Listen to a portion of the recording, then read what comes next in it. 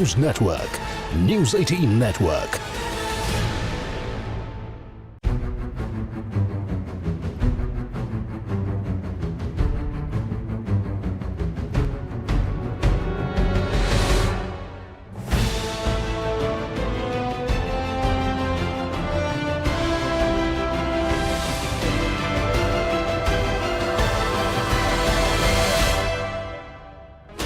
Sixteen channels, 15 languages, 26 states, 1,200 plus reporters, 66.9 crore viewers. India's largest news network.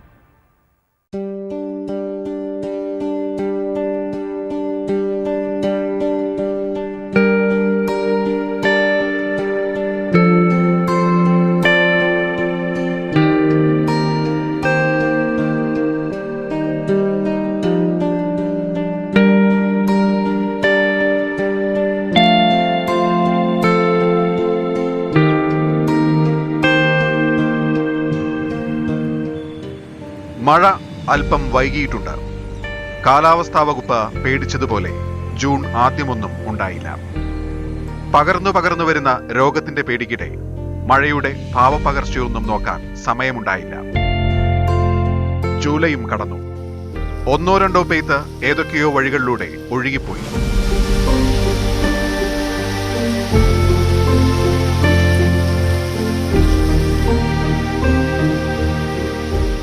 ഓഗസ്റ്റിന്റെ ആദ്യ ആഴ്ച.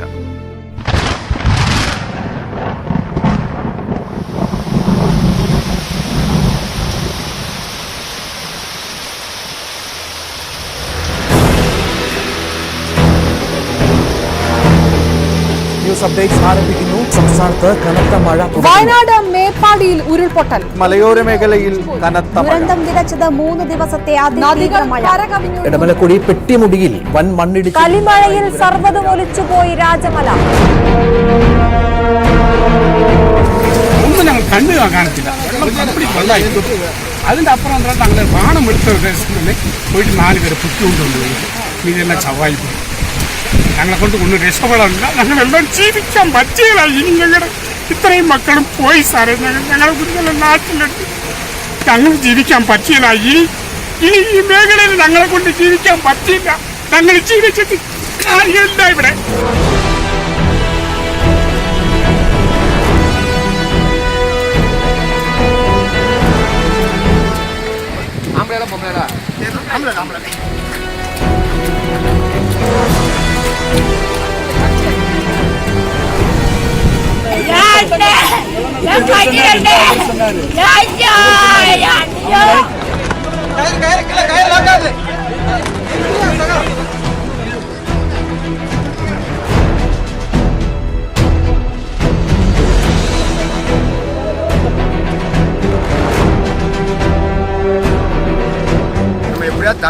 தப்பிக்கிறதுக்கு வழிய மட்டும் பாருங்கய்யா. வேற ஒன்றுமே செய்ய முடியாது. பிள்ளை வீட்டில் என்ன ஆனாங்கன்னு தெரியாதுயா. அண்ணன் தான் பார்க்கணும்.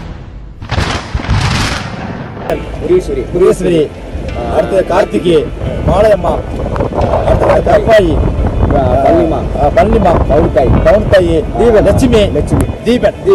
இத்தனை ஜீவனோட எடுத்து. മലപ്പുറം കരുവാരക്കുണ്ട്. കുത്തിയൊലിച്ചു പോവുകയാണ് ജീവിതങ്ങൾ.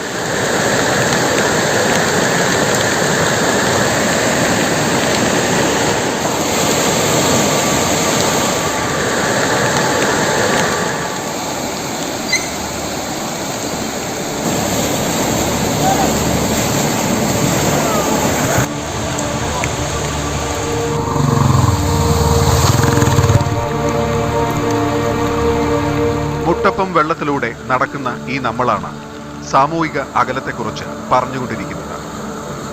കഴിഞ്ഞ വർഷവും മഴ കഴിഞ്ഞു വന്നത് ഇതേ നമ്മൾ തന്നെയാണ്.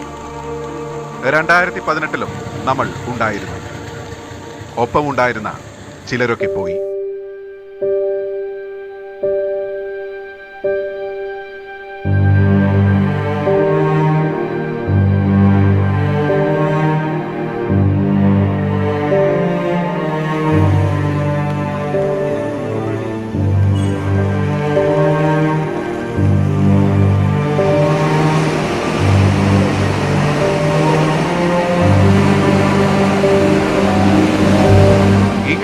മഴക്കാലം ഉണ്ടാകുമെന്ന് എത്രയോ നേരത്തെ പ്രതീക്ഷിച്ചതാണ്. മഴയെ തടുക്കാനോ ഉരുളിനെ തളയ്ക്കാനോ ആർക്കും കഴിയില്ല, സമ്മതിച്ചു. പക്ഷേ ഇവരും നമ്മൾ തന്നെയല്ലേ, നമ്മളിൽ പെട്ടവർ.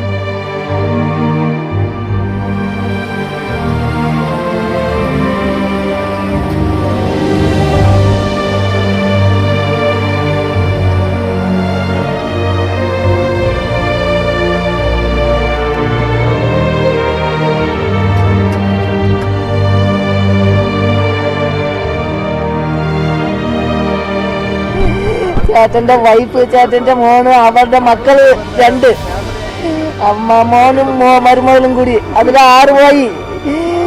എന്റെ നാത്തൂന്റെ ഫാമിലി മൊത്തം പോയി, അതിലെ ഒരു 6-7 പേര് പോയി. എന്റെ ചേട്ടന്റെ അനിയന്റെ വൈഫ്, അനിയൻ പോയി, 2 മക്കളും പോയി. ഇനി ഒരു ചേട്ടനും വൈഫും പോയി, അതിൽ 2 പിള്ളേർ രക്ഷപ്പെട്ടു.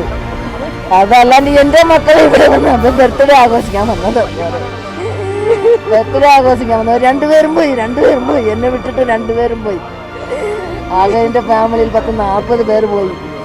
ഞാൻ മാത്രം രക്ഷപ്പെട്ടു, ഞാൻ എന്റെ ഹസ്ബൻഡ് മാത്രം രക്ഷപ്പെട്ടു. വീട്ടിൽ വന്നിട്ട് പരീക്ഷ എഴുതി അയച്ചു കൊടുത്തിട്ട് അങ്ങോട്ട് വന്നത്. എന്നെ ഇന്ന് വരാന്ന് പറഞ്ഞിട്ട് പോയതാ. എന്റെ ഫാമിലി മൊത്തം പോയി. എന്റെ ഫാമിലി ആരും ഇല്ല. എന്റെ ഹസ്ബൻഡിന്റെ ചേട്ടൻ, അനിയൻ, ഇനിയൊരു അനിയൻ, ചേച്ചി, എല്ലാരും പോയി. എന്റെ ഹസ്ബൻഡിന്റെ കൂടെ പറപ്പ് മൊത്തം പോയി. 40 പേര് പോയി.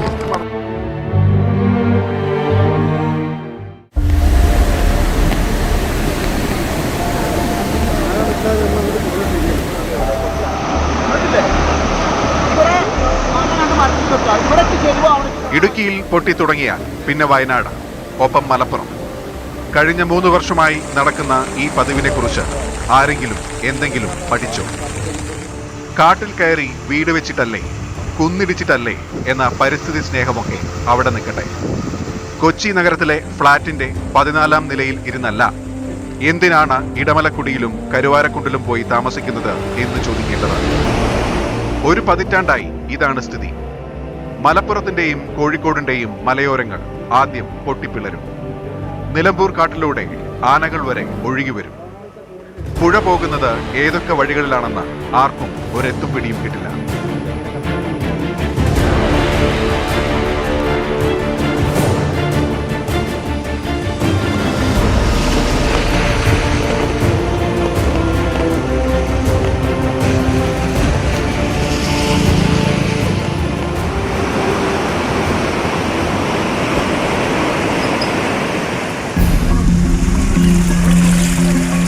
എന്തിനാണ് ദുരന്ത നിവാരണ വകുപ്പും സംവിധാനവും? മര്യാദയ്ക്കൊരു ദുരന്ത മാപ്പ് ഉണ്ടാക്കാൻ ഇതുവരെ കഴിഞ്ഞിട്ടുണ്ടോ? ഉണ്ടാക്കിവെച്ച കടലാസ് നോക്കി എന്തു ചെയ്യണം എന്നറിയാവുന്ന എത്ര റവന്യൂ ഉദ്യോഗസ്ഥരുണ്ട് കേരളത്തിൽ? പ്രളയം വന്നപ്പോൾ മരത്തിൽ വരെ മഴുകൊണ്ടുകുത്തി അടയാളമിട്ടത് എന്തിനായിരുന്നു? അത്രയും പൊങ്ങുമെന്നും താഴുമെന്നും മുങ്ങുമെന്നുമെല്ലാം ജനത്തെ അറിയിക്കാൻ മാത്രമാണോ? താഴെയുള്ളവരെ രക്ഷിക്കാൻ എന്തു പണിയാണ് ഈ കാലത്തിനിടയ്ക്ക് ചെയ്തത്? ഇവിടെ മൊത്തം 4 ലൈൻസാണ് ഇതിനകത്തുണ്ടാകുന്നത്. ഇതിനകത്തൊക്കെ ആളുണ്ടെന്നാണ് വിചാരിച്ചത്. ആ ലൈറ്റ് ചെറിയ വെളിച്ചത്തിലൊക്കെ കാണുമ്പോൾ ടോർച്ചടി ഇതൊക്കെ ഉണ്ടായിരുന്നു. പിന്നെ ഞങ്ങൾ രാത്രി വന്നിട്ട് 2 മണി വരെ ഇതിനകത്ത് അപ്പുറത്തുള്ള ഇത് തന്നെ തീർക്കാനായിട്ട് തന്നെ സമയങ്ങളായി. പിന്നെ ബാക്കിയുള്ളവർ ഇപ്പുറത്തും ഇത് അറിഞ്ഞിട്ടുണ്ടാവില്ല, എല്ലാം കൊണ്ടുപോയിട്ടുണ്ടാവുള്ളൂ നോക്കിയപ്പോൾ നേരം വിളിക്കുന്നവർ അപ്പുറത്തേക്ക് ഇപ്പുറത്തും ഫോണും കറണ്ടും 3 ദിവസത്തേക്ക് ഒന്നുമില്ലായിരുന്നു ഇവിടെ. അതുകൊണ്ട് അങ്ങോട്ട് ഇങ്ങോട്ട് ബന്ധപ്പെടാനും പറ്റില്ല. ഉള്ള ടോർച്ച് ആണെങ്കിൽ രാത്രി മൊത്തം അടിക്കുന്ന മഴയ്ക്കകത്ത് ടോർച്ച് അടിച്ച് നോക്കിയാൽ തന്നെ ഇവിടെ നിന്ന് ഒരു 100 മീറ്റർക്ക് അപ്പുറത്തേക്ക് കാണാനും പറ്റില്ല. പിന്നെ അത് രാത്രി ആ സംഭവം കഴിഞ്ഞിട്ട് രാവിലെ ഒരു 5 മണി വരെ ഞങ്ങൾ വേറെ ഉറങ്ങിയിട്ടില്ല. അപ്പുറത്ത് തോട്ടിൻ്റെ അക്കരെ ഇരുന്നു. ഇതുപോലെ വേറെ എന്തെങ്കിലും ഉണ്ടാകുമോ എന്ന് ഓർത്തിട്ട് മൊത്തം കടൽ പോലെ വെള്ളമായിരുന്നു. ഇതുപോലെ ചെറിയ തോടാണെങ്കിൽ പോലും മണ്ണിടിച്ചിട്ട് വന്നുകൊണ്ട് കുറേ നേരം കെട്ടിക്കിടന്നിട്ടാണ് ഡാം പോലെ പൊട്ടിച്ച് പൊടിച്ച് പോയേക്കുന്നത്. പിന്നെ രാവിലെ മേലെ നോക്കിയപ്പോൾ തന്നെ ഇത് കംപ്ലീറ്റും പോയില്ല. പിന്നെ അവിടുത്തെ നിന്ന് തടിയൊക്കെ ഇട്ട് പാളൊക്കെ കെട്ടിയിട്ടാണ് ഇപ്പുറത്തേക്ക് വന്നത്. മേലത്തെ ആൾക്കാരൊക്കെ വന്നിട്ട് 7-8 പേരെ രക്ഷപ്പെടുത്തിയിട്ടുണ്ട്.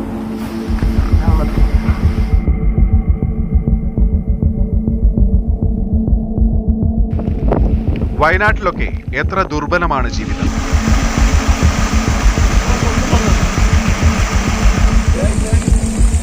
ഭൂമി പിളർന്നു പോകുമ്പോൾ ശേഷിക്കുന്നവർക്ക് അരിയും പയറും കൊടുക്കുന്നതല്ല സാമൂഹിക പ്രവർത്തനം.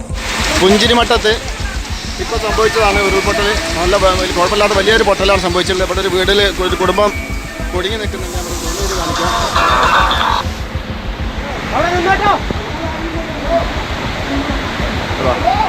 ആ വീടിന് ചുറ്റും വെള്ളം കുത്തിമറിഞ്ഞ് പോയിക്കൊണ്ടിരിക്കുകയാണ്. അതിനകത്തുള്ള ഒരു കുടുംബം അതിനകത്ത് കാണാം, ഇവിടെ നോക്കിയാൽ കാണാം കുടുംബം ഉണ്ട് അതിനകത്ത്.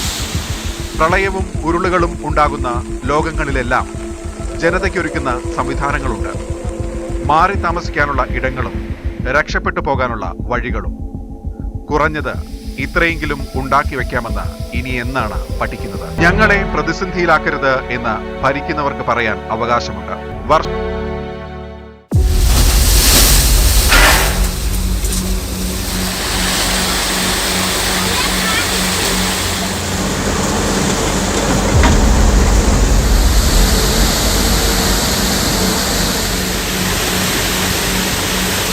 മഹാമാരിക്കിടയിലും അധികാരമത്ത് പിടിച്ച രാഷ്ട്രീയ ചർച്ചകൾ നടത്തുന്നവർ, നിന്ന മണ്ണ് പൊട്ടിയൊലിച്ചു പോകുമ്പോഴും അന്തപ്പുര കഥകൾ കൊണ്ട് ആറാട്ട് നടത്തുന്നവർ, നല്ലതെല്ലാം ഞങ്ങളുടേതാണെന്നും ചീത്തതെല്ലാം നിങ്ങളുടേതാണെന്നുമുള്ള ന്യായീകരണ സുവിശേഷക്കാർ.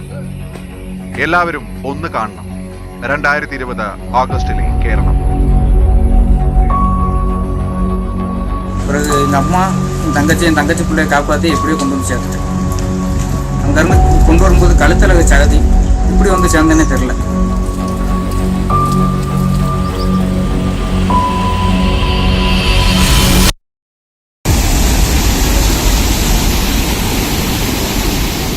സർവ്വ തട്ടിപ്പുകാരും പോക്കറ്റടിക്കാരും ഷോപ്പിംഗ് മാളുകളിൽ എന്നതുപോലെ അധികാരത്തിന്റെ എസ്കലേറ്ററുകളിൽ കയറിറങ്ങി നടക്കുന്ന സെക്രട്ടേറിയറ്റ് വരാന്തകൾ. അവിടേക്കൊന്നും എത്തി നോക്കാൻ പോലും അവകാശമില്ലാത്തവരുടെ ഈ ജീവിതം കൂടി ഒന്ന് കാണണം.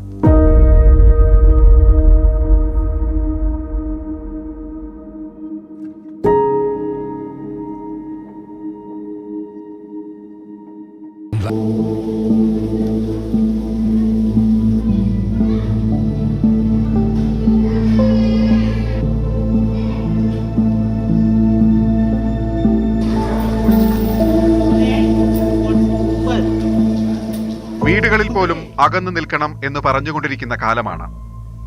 എല്ലാവരും ഒറ്റ കൂരയ്ക്ക് കീഴിലേക്ക് വീണ്ടും വരികയാണ്.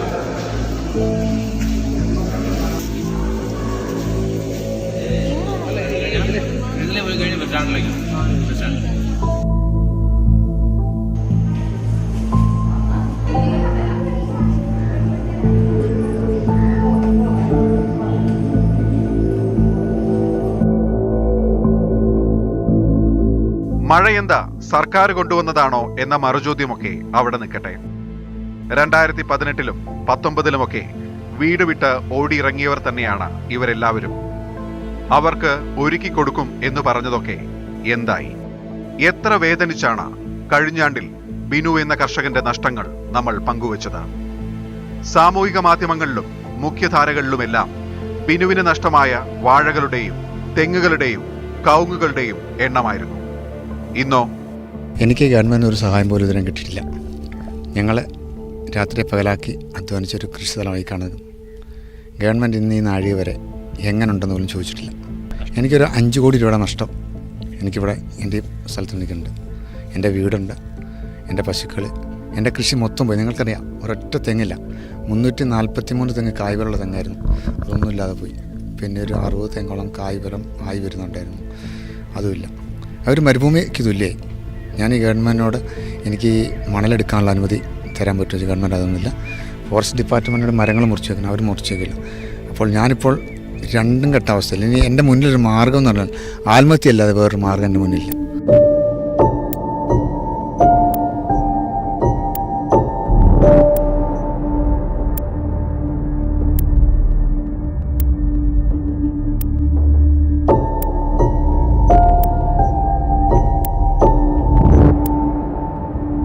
ഒന്നും വേണ്ട.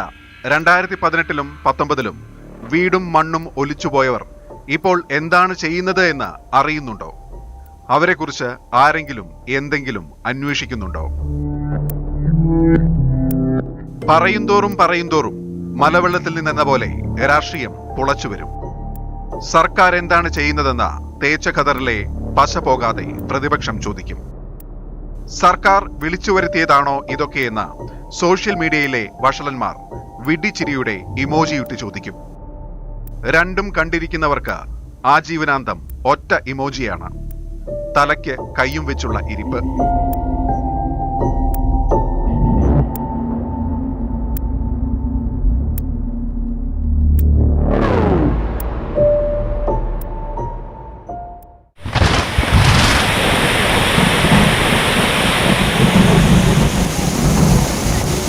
നമ്മുടെ 2018 പുനരധിവാസമൊക്കെ